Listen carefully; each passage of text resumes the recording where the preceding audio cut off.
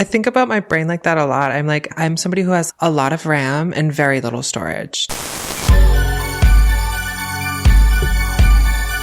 Greetings and salutations, and welcome to Hacker Slash. If you're joining us again, welcome home, beep boop. If this is your first time listening, welcome to the party. We are a horror movie review podcast dedicated to telling you whether a movie is a hack, a total joke, a waste of time, or a slash.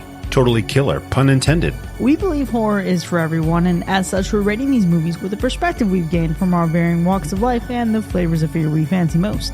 My name is Chris. I'm your friendly neighborhood slasher enthusiast. This week, I'm joined by the Superfly Space Guy Mac. We're going robot hunting. The classic horror connoisseur Sean. I'm sorry, did you jailbreak your sex bot? The paranormal paramour Binks. The days of you controlling me are over. And the Scream Queen Paris. Hey, you. This week we're checking out a 2025 horror comedy that recently released on digital 18 days after its theatrical run. And if you support the show, you'll also get to hear our B-side at the end of this episode where we ask the real question everybody wants to know the answer to: would you date a robot? This week's film comes to us from the mind of writer-director Drew Hancock, who, along with an ensemble cast, explores the story of a couple who joins their friends at a remote lakeside estate. Their getaway takes a turn, though, when a sudden death sets off a series of unforeseen events that challenge their perceptions of reality and trust.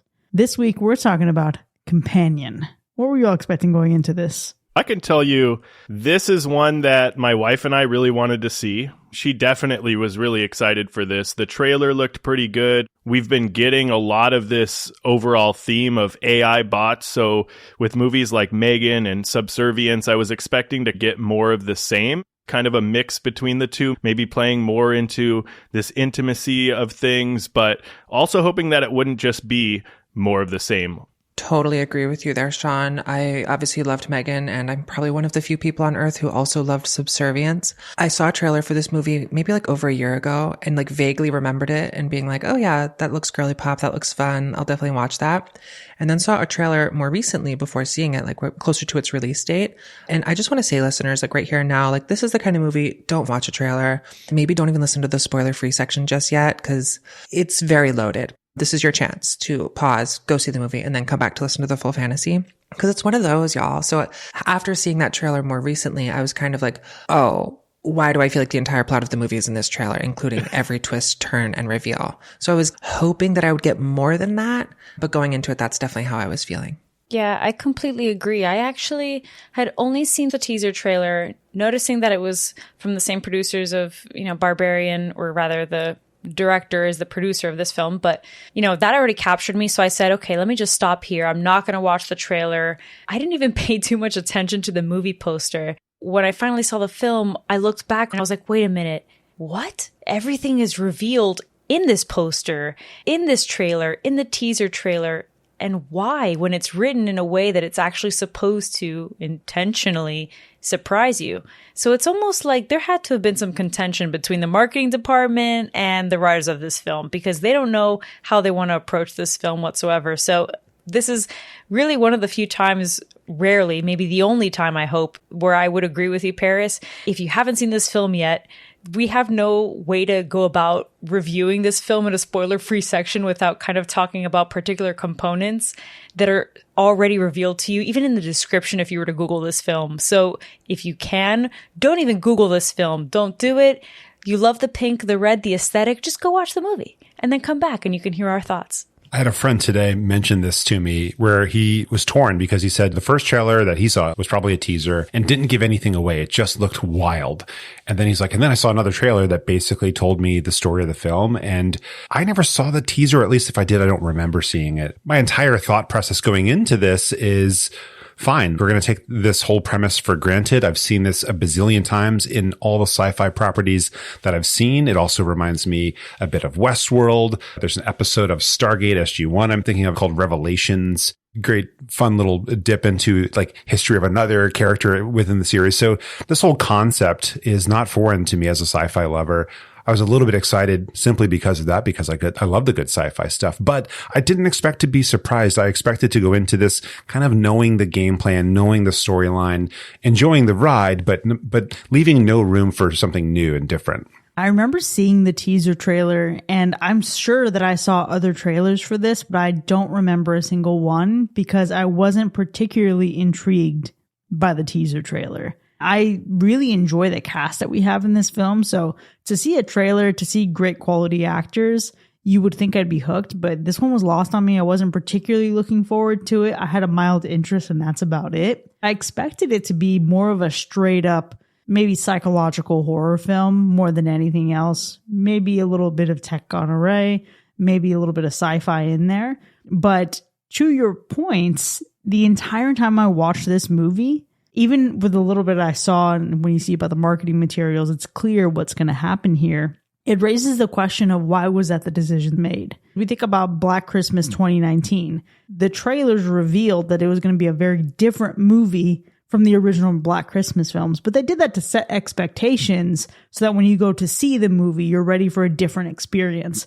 So why was that the intention here? This entire movie, with every beat and every line of dialogue just sung, wow, the premise should not have been revealed. It's one thing for the movie to start with and reveal a premise on its own, but this feels like a very slow, well-crafted reveal. And that's why it was disappointing. It was one of those movies that you can go back and think about, if I went into this blind and I see now what happens at the end of it, I could go back and find a million pieces of evidence throughout it. And when I say slow, I don't mean just in terms of the plot, but they're very meticulous in how they build up every character and every interaction in this movie. And there's so many subtextual layers to every piece of conversation in this movie. So I was blown away that we got that reveal. I found myself grieving the experience I could have had we not known anything about this movie. There is a benefit to it, I guess, which is when you kind of already know what might happen at any point, you're waiting for it. And so it serves as its own form of tension because you're waiting for the other shoe to drop for a while and you're not sure how long are they going to go into this movie before that happens.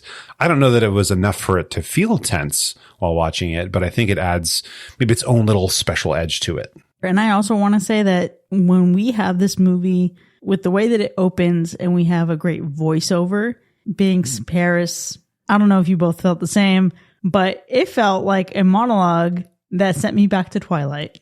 Wow, you know what? Now that I'm thinking about it, I'm like, maybe that's what that was. A little bit of deja vu. A little bit of just a vibe that hits the heart. Yeah. It was Stepford Wives meets Twilight. Bella Swan wearing a pink headband absolutely could have narrated this film. Very much giving, I've never given thought to how I would die. But to die in the place of someone I love? Seems like a pretty good way to go. You know? Exceptional. I feel like this film had a lot of potential to bring out all kinds of emotions out of me in the sense of, like we've talked about, just the surprises were ruined based on the marketing material. The introduction that we're talking about gives away a lot of how this movie's going to go. And then the last thing that felt a little bit like, damn, I felt like this film really could have said something to me, but it feels very regurgitated, is its commentary on women and relationships and their purpose that feels like not original whatsoever. You mentioned it earlier, Mac. We've got Westworld. We've got a slew of other films that I'm sure we'll mention in a second. But because it has all of these pieces that could have been very shocking if not revealed early on, I went into this feeling like, damn, at the very least, like maybe I'm going to feel emotional about what it's trying to say to me. But it felt like nothing. It felt like it was constantly just the same cliched commentary on incels and women and relationships, et cetera, with a little bit of sci-fi in it and entertaining. That it definitely gave me, and that's fine.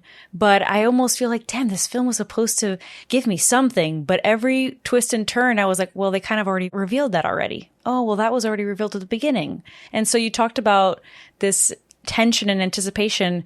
I didn't feel that whatsoever. And I feel like that's a shame because there's a lot of momentum that this film could have in being a thriller, but also a horror. And I just didn't know what it was by the end of it. Does it even fit in either genre? It was hard for me to decide. It definitely felt more sci-fi than anything.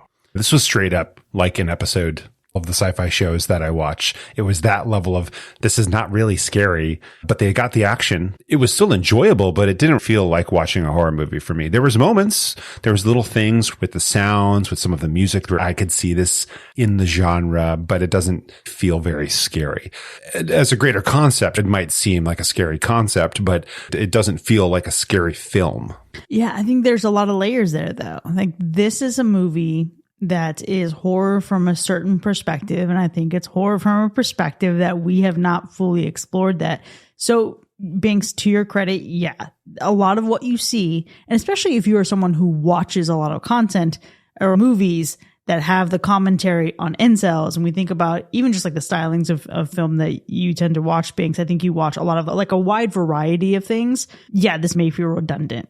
I just like to watch some dumb bullshit sometimes, so I have not had my cup overly filled on this subject. And this feels like a really interesting way to package this messaging and bring it to the table with a side of something else. Because this isn't just what we see in terms of women's place in society, how they were treated, how they continue to be treated. It's not just that. It's a little bit more. And we'll talk about that in the spoiler zone. But one of the things that actually tripped me up and surprised me here, I didn't realize this was going to be so fucking funny. Right? There was a lot of commentary and there's a lot of comedy, but they didn't feel like they were competing with each other. It felt like it was just incidental comedy. Yeah. If there was natural, organic comedy, like moments that would make you laugh and would probably happen in a very scary or dark sci-fi weird situation. Yeah, I think there was definitely a lot of funny moments in this film. I think that, Binks, you said it was entertaining, and I get it. Like, I felt like based on the trailers and stuff that this movie gave away a big chunk of what it's exploring. But I gotta say, and then maybe I stand alone in this because it sounds like I do, but I feel like I was actually pleasantly surprised that even though they gave a certain reveal away in the trailer, the movie still was able to surprise me with just how many more different turns it had up its sleeve. So I didn't feel like it was giving everything away. I think it was very intentional what they gave you away in the trailer and what they decided to tell you and how they wanted to execute unraveling this story, because I had a really good time with it. I thought I was going to be disappointed with yet another AI robot horror movie, but was pleasantly surprised with the execution. And it's not that it's entirely different than other films we've gotten, but I feel like this film was made for the audience to have a good time. It was made for a lighthearted, fun movie with a little bit of horror energy, but a lot more sci-fi thriller. I'm so with you, Sean. I literally sat down in the movie being like, you know what? The thing's been spoiled for me. They blew their load. But what I didn't know is that they had so many more loads to blow. And so I too continued to be surprised as the movie developed. Obviously there's some plot points that surprised me, but also like there were some really, like I kind of felt the full gamut of human emotion watching this movie. There were moments where I laughed, like you said, Chris. There were moments where I was a little bit scared or stressed out, not like too frightened, definitely not really giving horror to that degree. But there were also moments where like I cried. I actually got very emotional. And Binks, I think you and I consume a lot of the same content where like we seek out anything that has a particular thing to say just to see how they're going to say it. This one to me, for the majority of the movie, felt pretty familiar and like, okay, yeah, we've heard this, we've seen this. Yep, we know.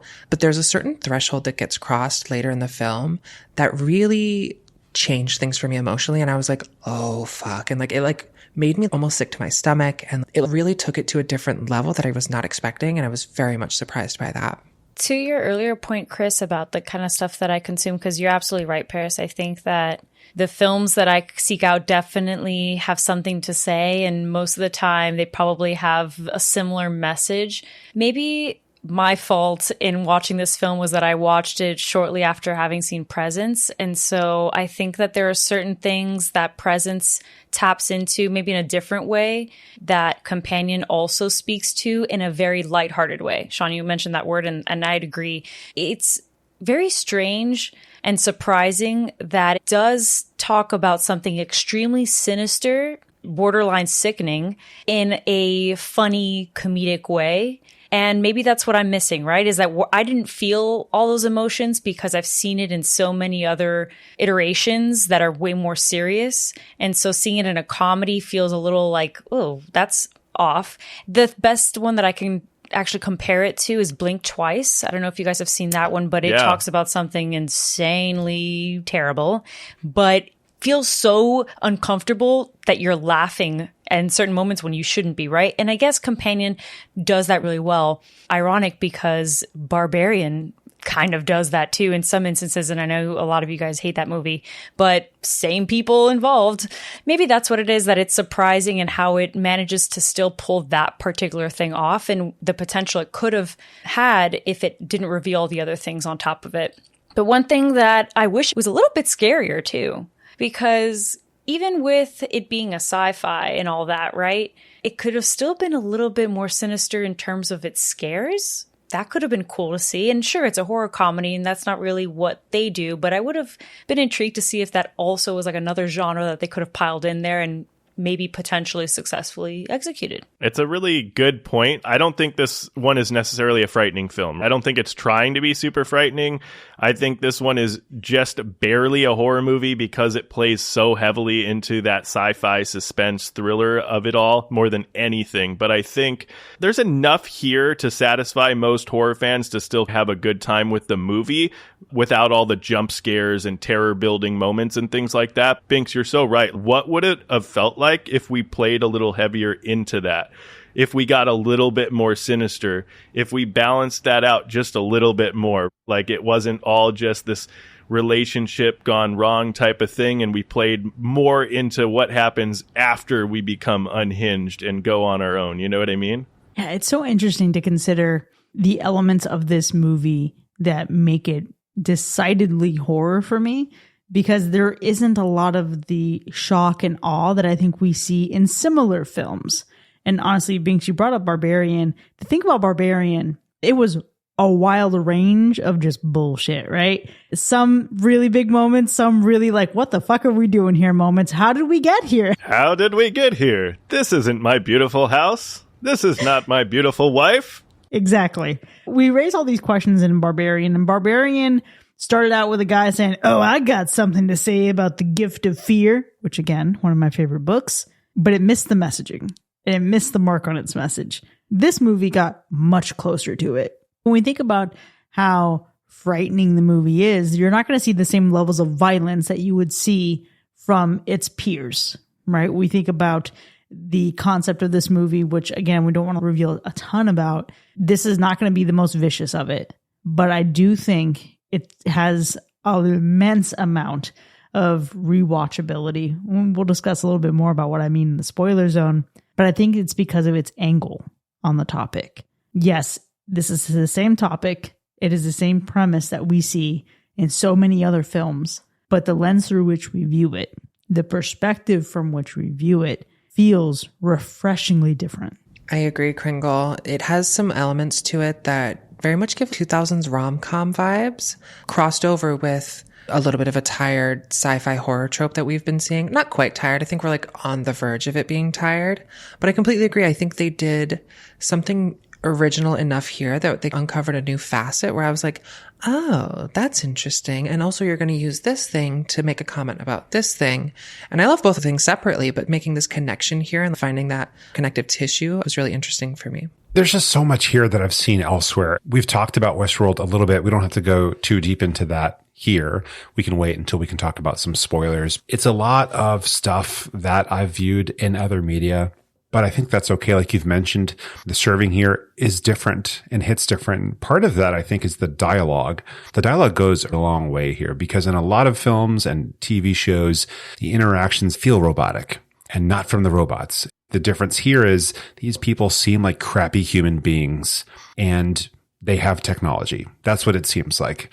They're not all astrophysicists or anything like that. We're not far into the future with flying cities or anything. It's just like real life douchebags. And so that keeps it more entertaining, especially when there's comedy. There's not a whole lot more to say about the originality of this movie. I think we've talked about it. I've hinted at it before, right? This movie in essence feels familiar, following Megan, following Subservience and movies like that. But This movie, I think, is original in its execution and the way it reveals and continues to reveal the story to the audience. Whether you may have guessed things or not, that's up to the viewer, right? But I think that this one will not leave you feeling unamused and like you just watched a ripoff attempting to ride the coattails of its predecessors. I still think that this movie had more to say, more to do, that I think was a little bit different than things that we've seen in the past. And I think it made it fun. It added a nice little element of, romance and comedy with a little bit of death. And I think it was just kind of a fun time. And so in its execution, the way it was told, the way it was written, the script, that it was a little bit original from what we've seen. And I think where I can give it just a smidge of credit, maybe I'm being a little too harsh on the originality portion of it. I've mentioned a lot, we all have, about how it talks about women in general, but I think it's talking about romantic partnerships in general, actually. It's talking about companionship. I will give it its flowers for not just being so niche with the topic. This is something that, as a society, we are still trying to figure out what that looks like and how technology and how it's kind of like infiltrating companionship and connection with dating apps and everything else, right? So I appreciate it's going to explore more than just what you anticipate. But yeah, I mean, we've mentioned a few films. Another one that I could think of right off the top of my head that I think does it really well but isn't funny is Ex Machina. So this is a funny version of Ex Machina in a way that I think is definitely palatable. Absolutely. What makes it a little difficult in terms of originality, going back to being an asshole about it, but I would say is a little bit of that ending, right? Like, I think that there was an opportunity here to really make a sharp right into something extreme, but they reveal so early on a lot of things that you just spend the whole film waiting for it to happen. So that's a little bit unfortunate. It's an odd decision to make this written as a frame story. I think that there's still some nuggets that will catch you off guard that talks a lot about the world, but I almost wish that I had seen a bit more of that world, right? In the ending. We kind of get a bit and it's like, is this about to be a sequel? I don't know what. Here's the thing. I really enjoyed the ending of this movie because what this cast and team did was they made me forget the beginning of the movie.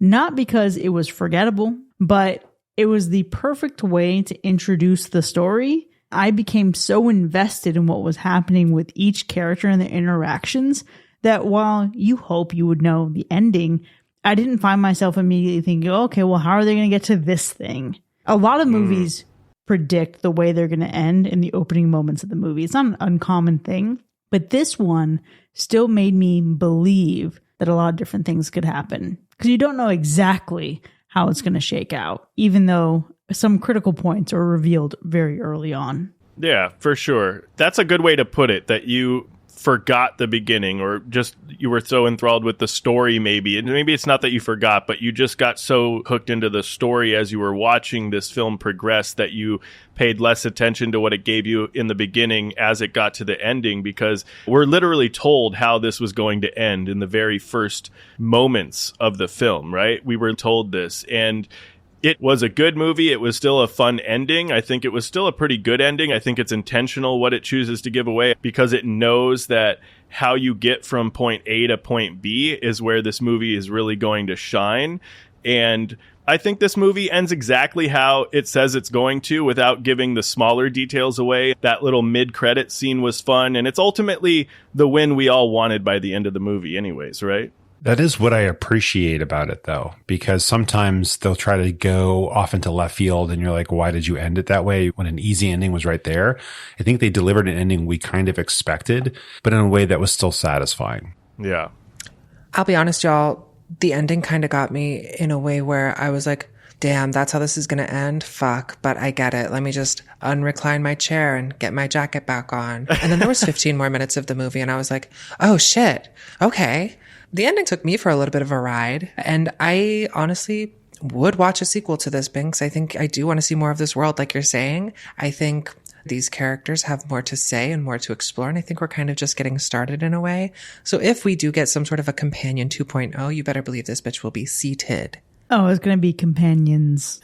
Oh my God, not like minions. That's what I said leaving the theater as we were talking about a sequel. I was like, it's going to be companions. Yeah. Wait for the throuple reveal. Ooh. If you know, you know. The plot. We love it. I can't wait to see how all of this shakes out to our ratings then, before we actually score the movie. Sean, how would you describe the gore score? I don't think this one is too over the top with the gore. Sure, it has its moments. It doesn't necessarily shy away from blood, but this is not looking to spill blood as many of our beloved horror films do. I think this one is pretty tame, unless you are a robot yourself, and then you might get a little squeamish with all the nuts and bolts and machine juice spilling out. This one is getting an artificially low gore score. And what about the animal report? Companion is entirely safe. Let's go ahead and get into our ratings then. Companion from 2025. Was it a hack or a slash? Well, I can kick this off. I think Companion does a great job, at least in my opinion, at subverting your expectations, especially in its execution and just the way that the story continues to reveal itself. Almost peeling back the layers, giving this story a little bit of unexpected depth without being too deep and too serious. I think it does all of this while not taking itself too seriously and just having fun with its story. And in an era where horror can often feel like a therapy session gone wrong, I feel like Companion takes a different approach. I think it feels refreshing. Even if it's not truly a full-on horror movie, I think the acting is pretty good in this movie, and I want to talk about Sophie Thatcher when we get to the spoiler zone, but the acting is good. I had fun with these characters. The script, I think, is great. My only real gripe is that this feels way more sci-fi thriller than horror, but it is technically billed as a horror movie with at least one source, so we'll have to let it slide, right? This is just a good time with likable characters. It's a clever story. It's strong performances. So call me artificially intelligent, but no matter how you look at it, you don't have to be a bot to be able to compute that this one's a slash. I'll join in on that slash because this was a fun watch. I know several people who have seen this in theater already and they all enjoyed it. And I'm with them. It's a good time. Sure, it's perhaps more of a sci-fi thriller, but that's my bag. So I'm here for it. It's a little bit gory in some cases, but honestly, for the most part, it's not too much. It doesn't really go over the top in too many ways. I think visually, it's a good movie to look at. The acting is really solid. The dialogue is pretty great as well. It's funny. It's silly. It's just a good time. And I love robots and android stuff. You know, Data from Star Trek, The Next Generation, one of the best characters, I think, of any Star Trek show. It's just good to see. Definitely a fan of this kind of genre as a subgenre that we're going to see this explode over the next couple of years as AI starts to explode in our everyday use. One of these days, we're going to start to see androids walking around with their own little version of ChatGPT running or wherever it's going to be at that point. So I think we're going to get used to it. I'm here for it. Expand this subgenre of film, honestly. Let's see more of it. Make it scary. Make it funny. Let us deal with the fact that this is now our reality. And I love the way that they did it here. And I love anytime we get an actor who can do a lip quiver that goes into a full face quiver. There was just so much emotion displayed on a face within 2 seconds, and I was absolutely bought in. A few years ago, Sebastian Stan showed us in Fresh that grocery store meet cutes never amount to anything good, nor should you ever trust a man that you meet in a grocery store. And this movie only serves to reinforce that. This movie is funny. It's a little bit of a funny, silly, goofy, fun time, but it's not too silly to where it deviates completely from the point of it, which I really enjoy because within all of these layers, there's an exploration of women as accessories, people as props, an exploration of how we navigate and subsequently cope with loneliness. There's the exploration of abuse in relationships, both physical, emotional, and also the abuse of technology, which is an interesting perspective to take in this movie. But the best part about it is it does all of this while still being wickedly entertaining. And it has a cast that can really pull this off. Every single actor in this film made me give a damn about the character that they played. And it's so rare that I find a movie where every single one shined the way this cast did. So for me, it's absolutely a slash. I love how this is going. I too will slash this as soon as I saw it. I texted Chris and I said, hi. are we doing this for the pod? And if so, what's the date? Can I be there? Because I just had such a fun time watching this movie. I think, like we've all said, I laughed, I cried, I gagged, I said, oh no, I said, yes, bitch. And that's really what I want to feel in a movie, is I want to feel the full spectrum of human emotion. And I really just kind of want to be tickled in my little belly and also like tickled in my brain. I want to think what really stood out for me with this movie is that on the surface, it's like a very bubblegum, girly pop, revenge sort of horror thriller, but it uses the subject matter of artificial intelligence, robots, to really say something actually very human and very compelling about relationships. Like you were saying, Binks, there's elements to this that are rom-com, and then there's elements to this that are very Big Little Lies coded. And to really be able to tell such a broad story and address so many different topics in a way that is both, I think, sensitive, but also nuanced, not only surprised me, but also really did it for me. So this is absolutely a slash for me. And I really hope this could be a universal slash. I love how I suddenly became last, and I feel like I've been the most critical of this film. But here's the thing. First of all, I would hope that if you've made it this far, that you've actually seen the film, because this is one of those films where you really, really would get the best experience if you know absolutely nothing about it. And I don't even think that there's any potential trigger warnings that we would need to provide technically.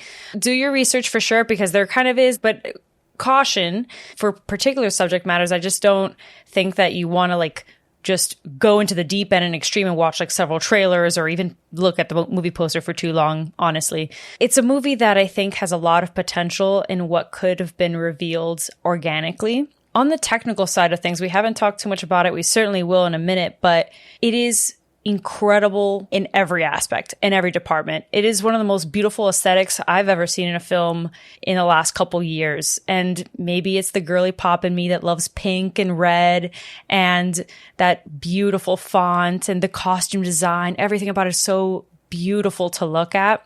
And that needs to be praised. And we certainly will in the spoiler zone.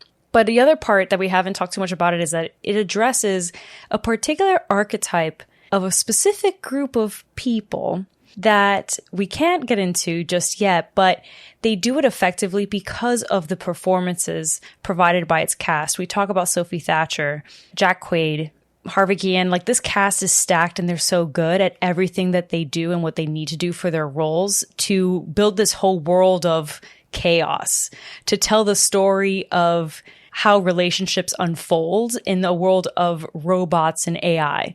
And maybe in some cases, it's good that typecasting exists. I'll leave it at that. But there's lots of opportunity here in the film. Luckily for Companion, it is very entertaining. I will say that. I did have a good time watching this movie. Once I let go of the fact that I could basically tell this movie and what was going to happen from the very tippy top because they told me, I just let the comedy unfold. I took myself on that ride, and it's really funny, and I appreciate that. Because if it can make me feel uncomfortable about laughing about something very sinister and very real, then I'll commend it for it, because that doesn't happen too often, and it's bold and it's daring. So if you want to have a good time, have a laugh, or just enjoy the thrill, if you want to enjoy the aesthetic, if you want to continue to consume Sophie Thatcher films, which I strongly recommend, Companion is your girl. And that is why, luckily for all of you, this is a slash from me. Well, with that, Companion has earned a universal slash. Now, there's a lot more to discuss when we return from our break. You can join the conversation for free in our Discord server, and you can find the link to join in our show notes. When we return from our break, we're going to dive deeper into that spoiler zone territory, break down the film's layers, and dive into Sophie Thatcher's performance. We'll see you in a bit.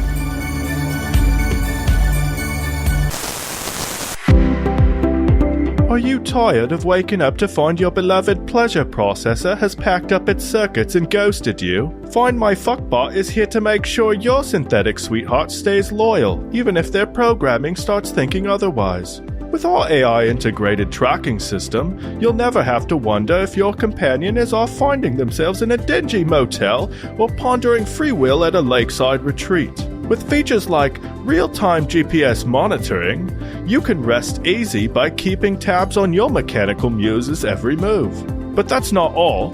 Find My Fuckbot also features Recall Command. This allows you to summon your bot home with a single tap. It's like a booty call, but with firmware updates. So don't let your intimate investment become the next AI uprising. Download Find My Fuckbot today and keep love artificially alive. Remember, your perfect partner was built to satisfy, not to self-actualize. Find My Fuckbot is not responsible for any robot-led uprisings, philosophical debates, or unauthorized firmware updates leading to consciousness.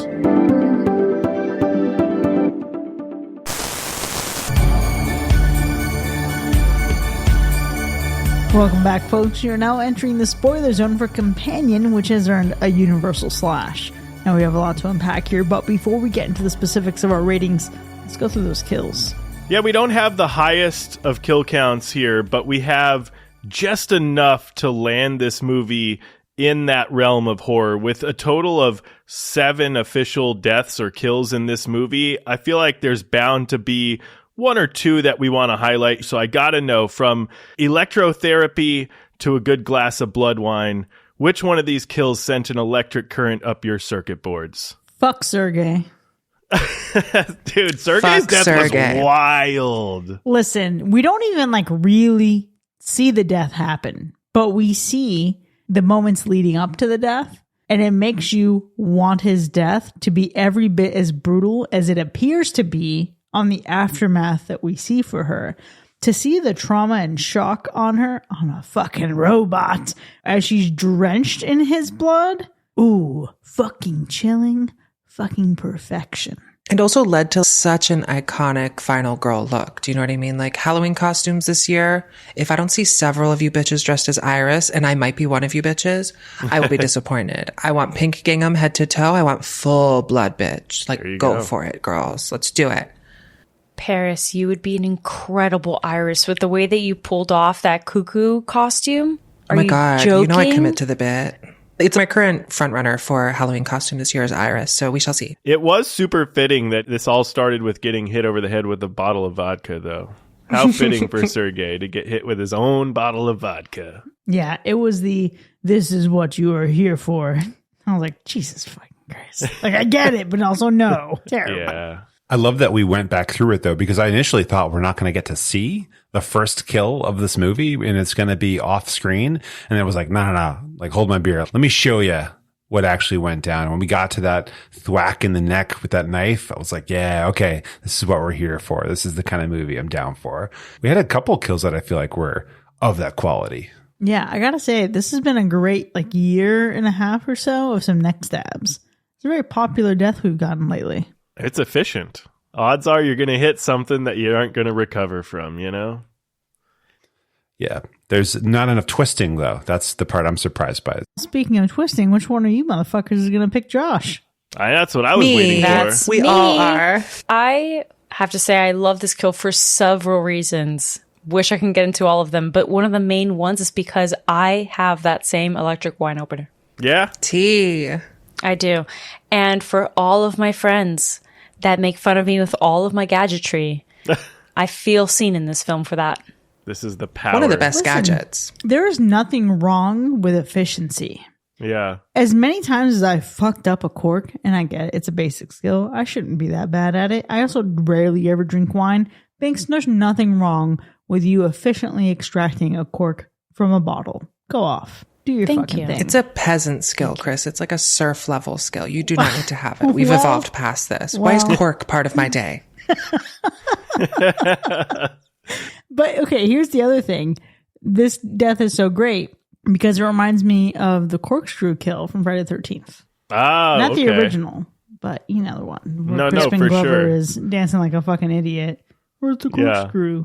See, I was thinking we're getting these efficient kills with these, kitchen or household appliance or household tools, gadgets, right? We've got the automated wine opener in this movie. We just talked about a movie with a freaking stainless steel straw. Do you know what we could do? We could totally review the kills from these movies and build out a whole kitchen set. You could. The blender kill from your next must be included. Absolutely. There you go. I was The bread slicer from Fear Street.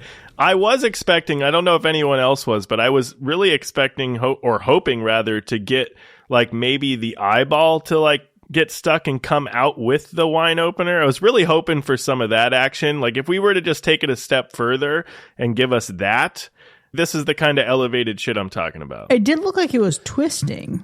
It was getting there, but I wanted to see it happen. Like, okay, we screwed in. Now let's screw out and see what happens. You know, let's pull that fucking eyeball right out. Nope, tap out.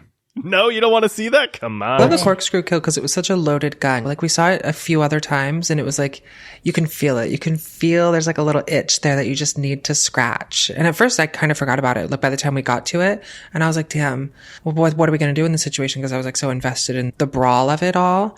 And then she pulled that and I was like, yes, bitch, you better bring that back from before. We all wanted Josh to die. You know what I mean? Like we all wanted to see Josh go, right? No one's here rooting for Josh in this movie. So the fact that we got to see this kill, the fact that it was one of the more creative kills in the movie, fantastic, but just give me more.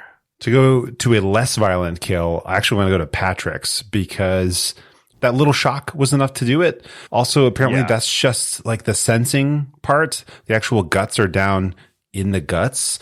So it's weird that that wasn't a voltage to fry everything, but he took himself out. And so that's why it's my favorite kill is he was so damaged by his sense of loss that he was like, nah, I'm not roboting anymore. He lost the will to compute and he just wanted the humans to think there was a reason for him to not compute. I think he comes back.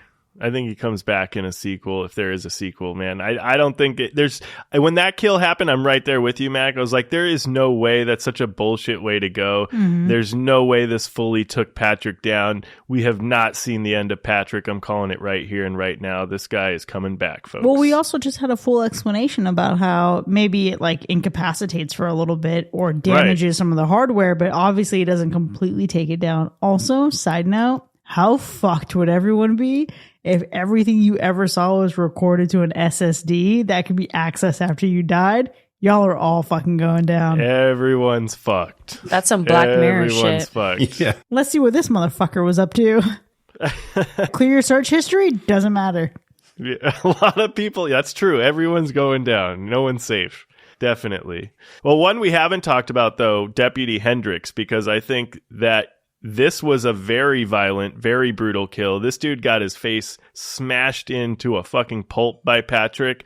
It was very, very graphic. It was very, very Terminator. It was. It was like in snippets and flashes, right? You're not like lingering in the moment, but you're seeing the aftermath really quickly as it's unfolding. Like, boom, and it was intense, man. Just getting your face smashed in like that is always brutal. I hate when that happens. It hurts. You know, I love that moment, Sean, because not only was that death super brutal, but the entirety of how that scene was filmed was incredible. And it just really takes me to a few things in this film that were excellent, right? We know that the design of both Iris and Patrick, especially when they go to sleep instantly, looks great. But in that one in particular, I loved the composition and how they framed the beginnings and ends of that scene, right? We have Patrick looming in the background, getting closer and closer and closer with the deputy framed on the right side of the frame. And then later on, we have him accessing the phone after he's incapacitated the deputy. And he shuts her off and she just, out of focus in the background, drops. Fucking stellar. It's one of the many things that made this film so incredible to look at. Yeah, for sure. The film is awesome to look at. I also want to highlight, I've mentioned this before, but before I get to that, I want to highlight again the soundtrack in this movie. It's kind of a sleeper, right? There's a lot of stuff that you may not be super familiar with, tracks that stood out. You've got songs from the Goo Goo Dolls in here, which is kind of fun to hear, right? You've got a great song, You Showed Me by the Turtles. Fantastic song choice. So like the soundtrack in this movie is really great, but I also really love the writing in this movie. I think that the script was really fun. I think it allowed for these characters to really come to life and make for some really fun storytelling, because I forget if it was you, Chris, that said it, but every character in this movie, I don't know if you want to say you can relate to in some way, but they are kind of relatable characters. It may not be exactly like who you are as a person, but these characters, it feels like a group of friends, right? And the dialogue, it's a little bit clever. There's some wittiness to it. It's fun. It's lighthearted. It's funny. It's emotional. And I think that the script was written really well to make these come to life. Sean, I love that you gave some attention and love to the soundtrack because I also really enjoyed the soundtrack. Specifically, the irony of that Goo Goo Dolls song playing, because that song's literally called Iris. And Yeah. I was like seated next to some random dude next to me. And when that song played, we both kind of like looked at each other and laughed. It was Okay, like a but- shared little moment of like, Do you know why that song was written? It was written for something that Meg Ryan starred in. No Wait, way. really? Oh my God. Look at There's the levels to the connections. soundtrack. Wow.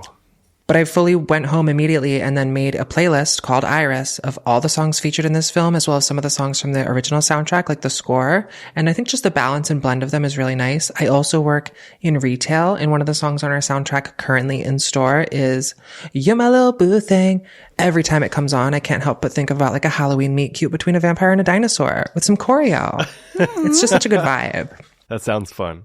I think I want to shout out something pretty subtle, and it is a combination of things. It might just be wardrobe, but it's kind of also makeup and hair. In effect, they were able to just slightly make our androids look a little bit off and dress them. You know, it could be obvious. Obviously, Iris dresses a little bit different from the other characters in this movie. But when we look at Patrick and realize what he was the whole time, I think you'll see it as well. He's just a little bit off. When we see the second Iris copy later on during our mid-credits scene, it's also pretty apparent. Like they're kind of out of time. So they're kind of not really up with everybody else. They're supposed to be a little bit timeless.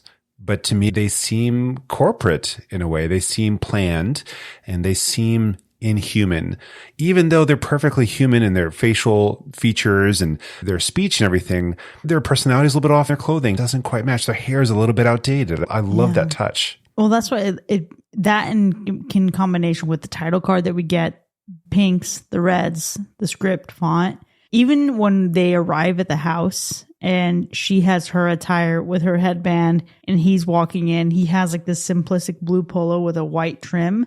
It gives like this 50s, 60s nuclear family Stepford Wives moment. Think about before women had rights. And this is really what we're getting into. Yeah, definitely the Stepford Wives vibe. I would say that a lot of the costume design reminds me of Smart House, like the Disney Channel original movie. It's very Smart House. Yeah.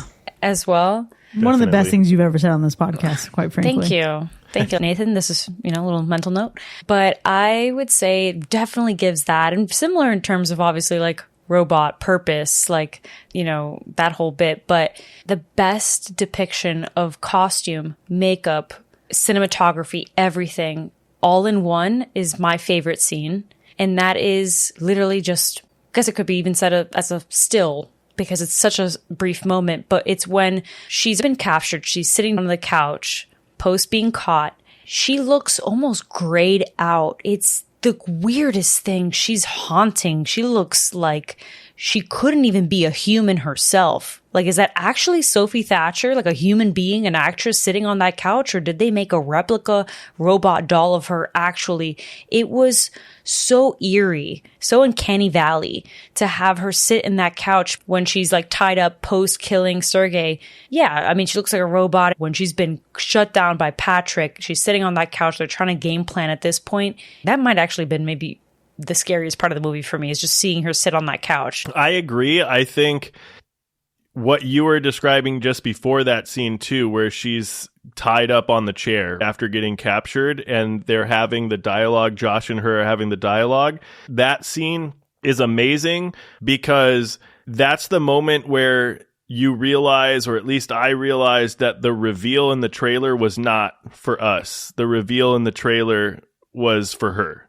This moment right here is like, it didn't matter that we knew anything in the trailer because the reveal is actually her finding out in the movie that she's the bot, right? That's where I was like, okay, I totally get it now. Like, I get what they're trying to do. I get the intentions. And I think the scene was really clever from just that level. But the performance that she gives also, and how she is expressing this emotion of thinking through this and trying to comprehend or compute, right, what Josh is saying and not believing it, and then having to come to terms with the fact that she is a robot. It is just so well done. How many gigs of unified memory does it take to really process this task. You know what I mean? To really handle it with no lag. Right?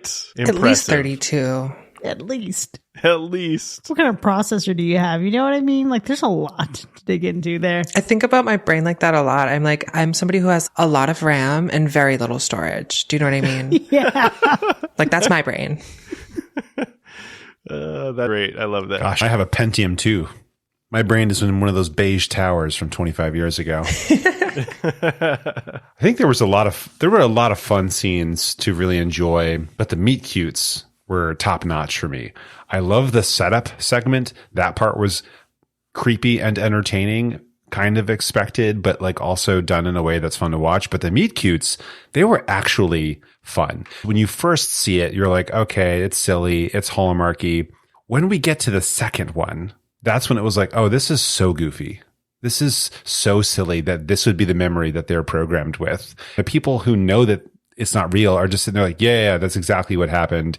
And it's so sad because you could see it in these robots' eyes that they truly know it. They've memorized it. They dream about it. They care about that moment, that fake memory that was implanted in them. But the choices they made were almost too ridiculous. It was like How I Met Your Mother. And I love that they went with that. They didn't go with something like simple and boring, like we met passing by in a coffee shop or something. Like the whole "you stepped on my tail" thing. This was How I Met Your Mother. And I never even watched that show. And that's what it felt like. Mm-hmm. Yeah. How I Met My Patrick. One of my favorite scenes, and there's so many in here, is the actual argument about the 4 versus 3-way cut. Their argument is fucking hilarious, and Harvey Guillen is just incredible. I am so devastated that there's no more What We Do in the Shadows. I have not been able to really process that. I need to see him in more things. But I've always thought, especially like when you're thinking about like splitting finances, I always just look at couples as a singular entity, and I thought that was the angle that they're getting at. And then when it goes a little bit longer and you're thinking, holy shit, Patrick's a robot. I loved I love the reveal. Yeah. And then he's just leaning in for a quick kiss, and then Patrick go to sleep. Right? That power down, fucking incredible. Damn. It was good. It was good. And it just made me think, Paris, you have to get the contacts that make your eyes all white. Oh, so for you can just be sure. like powered off. You know what I mean? That'd be crazy. That would look so good with that costume for Iris. Yes, that will absolutely be on the shopping list should we move in that direction. Also, shout out to Iris being Siri spelled backwards. Just a really pretty name that I feel like we need to hear more of in modern. Name your baby Iris. Not pupil. Think about it. Not cornea. Iris. Cornea too. Cornea gives Cornelius. No, this is my daughter Cornea. Say hi, Cornea. And her sister, Ariola. Corny. Okay. It's giving Westworld though because of Dolores. All of y'all's favorite scenes were very fun. Mine was probably the hardest and saddest and most depressing scene. And it's the final showdown between Iris and Josh, where she has gained full control, full autonomy, and in my opinion, full sentience. Like, let the woman vote. It suddenly shifts in such a dark and real way from being like an allegory about like emotional and physical abuse in relationships to just being literal emotional and physical abuse in a relationship. And that's when it got like so real for me that I was like, fuck. And like, that's when I started getting like really emotional. I started to cry a little bit. It just was such a chilling and dark turn for the film that just got like too real too fast, and I really wasn't expecting it. It really like impacted me in a way that I was like, fuck, like this is so sinister and dark. He's such an asshole, and this is a real thing that women deal with all the time. And like that's the part that like made me sick to my stomach. It was really gut wrenching. So thank God he got the corkscrew to the head, because I couldn't take much of it. Yeah, this was my second favorite scene, if only for how absolutely powerful it was. And it was difficult to watch. Absolutely. We have the physical abuse. And then it's in that moment, this is why it's one of my favorites, you realize, holy shit, I care more about this robot's life than this human piece of shit. Like, this movie made me give a shit about a robot. Granted, it's because the suspension of disbelief, we all know it's a fucking actual woman being beaten this way. And to watch this whole movie take on her POV, take on her perspective, and see that she is every bit as real as she has felt she is this entire time. But there's a few lines, right? I don't need a phone to control you. I'm a part of you. You think I'm nothing to you. I'm everything to you. And I'm sure people will watch this movie and some people will think, oh no, there's this, that's just exaggeration. Nobody actually does that. People actually fucking do that. And I've met a couple people in the last year who had some crazy ass exchanges with their exes. And when I see the receipts of those text messages, I'm like, yo, this bitch is crazy. That's wild. But people actually do that and it's fucking disgusting. So when we are reserved her original line about, the first being the day she met Josh and the second being the day she killed him, it feels even more satisfying. It's like, oh, like I heard you, but now like I hear you and I feel you too. I love that. We became sentient through her. It definitely adds the context that you need to be able to really like drive home the point that you fucking hate this guy. And to something that you said earlier about like how strange it is to be rooting for a robot versus a human being. Jack Quaid makes it so easy though to never root for him, because the archetype that I was talking about earlier is this archetype that he tends to play in practically everything he's done so far. It's the nice guy, where at first he's very nice and seems very sweet, but there's always that undertone of either he's condescending or he's manipulative or he's gaslighting or love bombing, like all of these other things and tactics that people will use. We tend to see them in men, but it's not to say that that's not maybe in any relationship, right? Or in any particular case. It's just that we see it a lot in men because they weaponize being nice to kind of lure you into this false sense of security that, oh, well, it's so easy to be devoted to you and to, to love you and to be loyal to you because you're so nice and you would never, but then you don't really realize the things that they're saying until you realize them. And even the smallest little fucking things that he says, like, when it dawned on me that he calls her beep boop this entire time, it made me want to scream. Because at first, I'll be honest, I didn't even put two and two together until the very end when he starts to say it, that it's like, you've already seen the kind of person that he is, that I'm like, oh, you condescending prick. There's that, and even that fucking moment where he says, I'm sorry, this must be a lot to process right now. And then he just smirks to himself because he's thinking about her CPU. Because he thinks he's such a douche. Yeah, he thinks he's being so funny. About at the very beginning when they first arrived to the lake house, how he shows up wearing, like, holding a tiny little bag and Iris is carrying all of the heavy luggage. Yes. There's so many levels to it. There's just no balance. You know what I mean? Yeah. And it's unfortunate because it's a prevalent situation in society right now where this film is obviously highlighting it. It's this idea that there are significant others, whether it be a woman or not, right? But I don't want to like type or like just say that it's just about a particular gender, but it tends to be women, is that they just don't want to put up with anything. Why would they bother? Why do they want to actually make an effort to consider someone else's feelings when they can program the particular perfect person to do whatever the hell they want? And it's so eerily like real.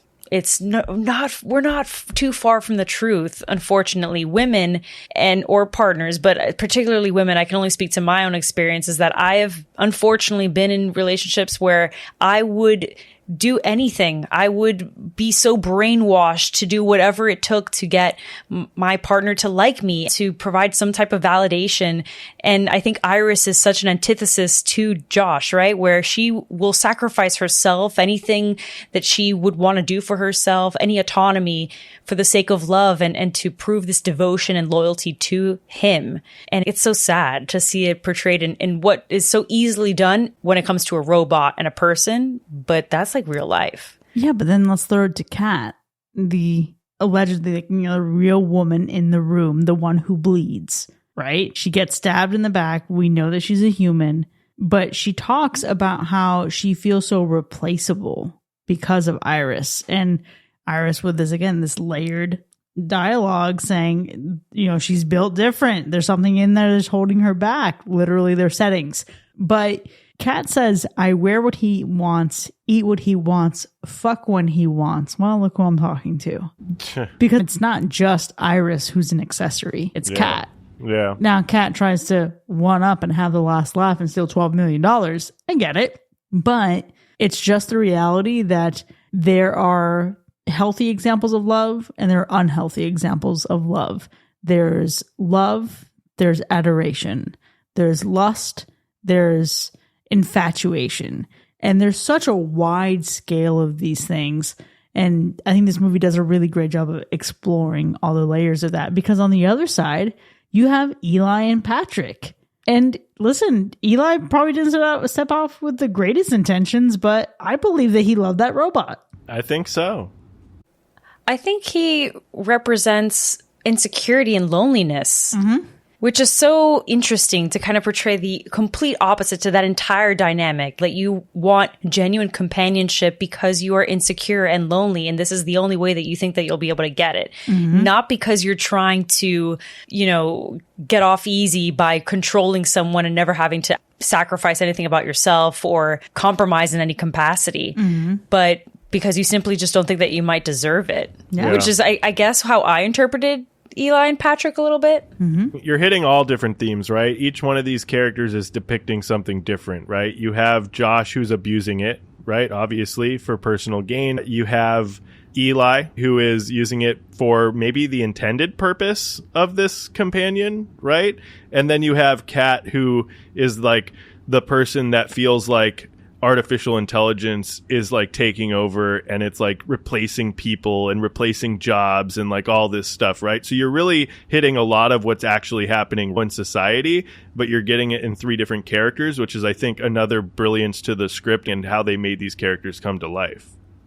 Yeah, I think we're going to see a big expansion when it comes to sympathetic robots and androids in media coming soon. I know the Murderbot Diaries are in the works right now to hit some sort of film, whether it's TV or movie. And it's something that I think a lot of people are going to be able to relate to, because you end up feeling like the robot, like the android, like a tool used by a system to achieve some purpose. And your feelings, they don't really matter. We've got characters who don't really have feelings because they're a robot. And then by the end of the film, our technician helps out, because there's some folks who think that they do have sentience and should have control over their own lives and own destinies. And I think that's the interesting take here. It's like, yeah, you actually are a person. Whether or not you're a human, you're still a person. And I think that kind of empathy is what we need. Okay, but let's also look back in history to see how many people who are humans that people have thought don't have feelings. This is another conquest. More and human eventually, than human. maybe several years in the future, things will look a little different. We look back with a little bit of shame on how we viewed these things. The reality is the danger of a lot of this in the scope creep of it, how this technology shows up in our lives and how emotionally detached we are from it. Now, I'm not saying that everybody will have the same level of attachment that Eli has to Patrick, or, as our patrons will hear in our B-side that Paris has shared about, just using technology to navigate personal things in life. Not everybody will have that kind of emotional resonance, but when you are so disconnected emotionally from what is happening around you, and you use everything and everyone as a tool to justify or to be the means to some end that you desire, then you are hollowing out the human experience. And I think that is like the bigger fucking danger that this movie shows. I love that you brought that up, Chris. There was recently I want to say YouTuber or Twitch streamer, some guy who's on the internet who bought like a really expensive robot who's like a little person who can like stand up and walk. And they were like, it was like him and a group of his friends, like on a live stream. And they were like trying to allegedly test the capability of like, being able to like fall over and like, get back up. And then like at some point in the video, like it kind of just starts getting very like malicious and very like sadistic, where they're just like kind of beating up this robot who you can't help but feel sorry for and feel empathy and compassion for. Yeah. And he got a lot of backlash for it because people were like, that was really fucked up. Like what you did, you look like such an asshole. Like, why would you do that? It just looked like them like bullying up a kid, or it felt like a hate crime in some way. Like it scratched that same itch in the brain. And his response to the backlash was like, y'all need to grow up. You're taking this way too seriously. It's a robot.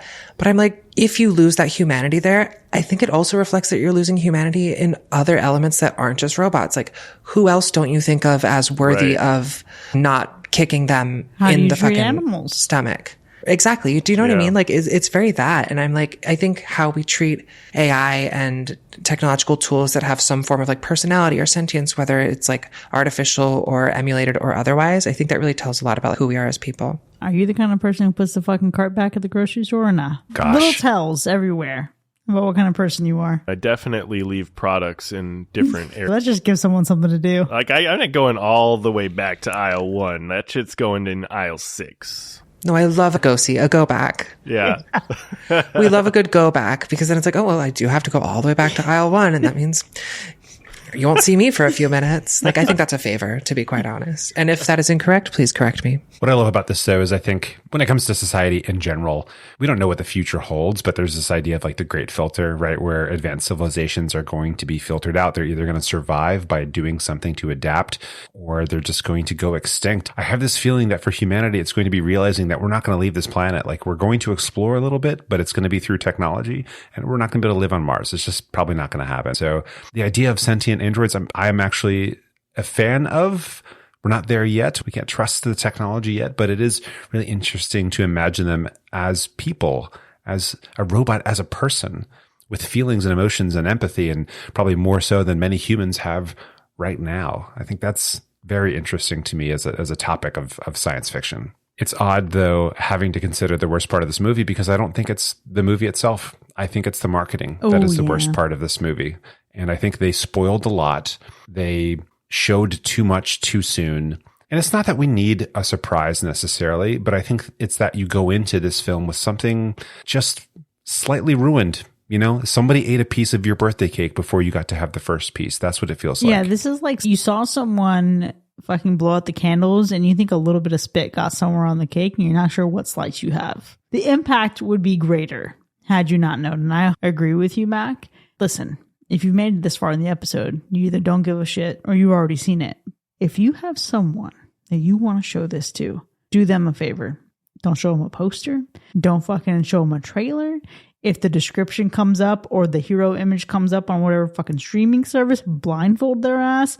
Just hit play. Then let us know how it went.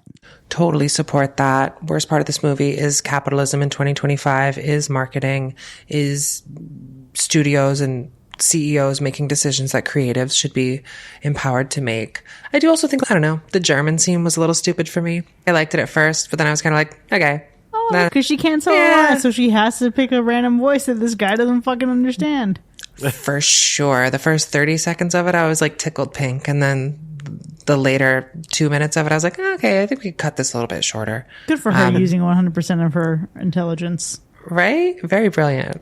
I obviously have talked ad nauseum about the marketing, but if I had to nitpick at another thing that I'm just like, I don't know if I feel super grand about it. It kind of makes some odd sense, but could we have done something else? It's just the whole tactic of wanting to steal the money from Sergey. The weirdness of Josh and Kat in general, like their pairing, like were they trying to do a will they, won't they? But then it's addressed and they're like, no, we're just friends. But then we're trying to steal money from this guy. If we needed an accidental murder to drive the plot, then let's just do that. The whole thing of stealing the money and all that, it didn't even land quite well when it's about like Kat getting revenge on Sergey. It's like really either drive that part all the way through and like really build her up to have this resentment towards Sergey or anybody. But she was jealous of Iris for the reasons that we've talked about. We don't need the whole bit about stealing the money and the cash. I mean, maybe, but it just seemed a little off, didn't it? It's interesting because I really love that part for a few different reasons. It showed how detached and desensitized she is, even though she's the one who's the closest to resisting the adoption of this technology in her life. You would think, oh, you're a reasonable, rational person. You don't like what this technology represents. But then she is actually conspiring to end a man's life. She is comfortable being the accessory to this man and to take all the benefits that she perceives to come with it at the expense of all these other factors. I actually really loved the heist of it all. That was a twist in the movie that I didn't see coming.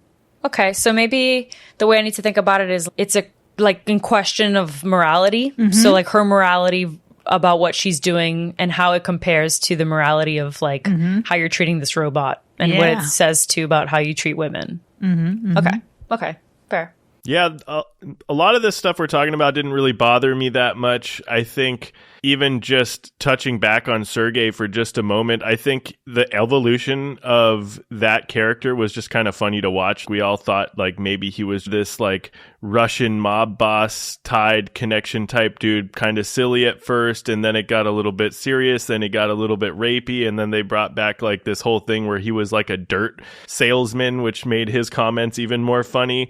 But yeah, none of that stuff like really bothered me. I guess if I were to say what's the worst part, I could definitely talk about the fact that I don't think it leaned far enough into the horror genre, right? Like I think we could have played with a little bit more horror there, a little bit more maybe slasher vibes, maybe some more kills, who knows, maybe linger in some more kills. But for as good as the movie actually is, I think it's terrible to end on a bad note. So I also want to share maybe a worse part that's also kind of a funny part, and it's that jarring scene where the film just cuts to Josh on top of Iris having an orgasm, because it was so jarring and off-putting in that moment and so abrupt that I had to laugh out loud at that moment. It was so ridiculous. And so maybe that's the worst part, because it's just so out of place.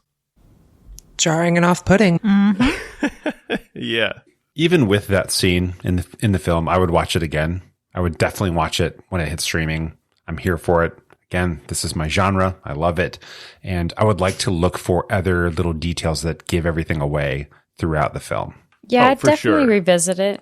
I think that, like I said earlier, even though it talks about a subject matter that's very heavy in a digestible way, it's effective. They did a good job at it. So I would watch it again, maybe in some time, not anytime soon. But if someone really wanted to see it with me, I think I'm going to do what Chris said. Just hope to God that they've avoided all kinds of spoilers or even looking at it. Just throw it on. Like from a blind hat. You know what I mean? Like, oh, it's a movie night. What are we going to watch? I'm just going to put that movie and see how it goes.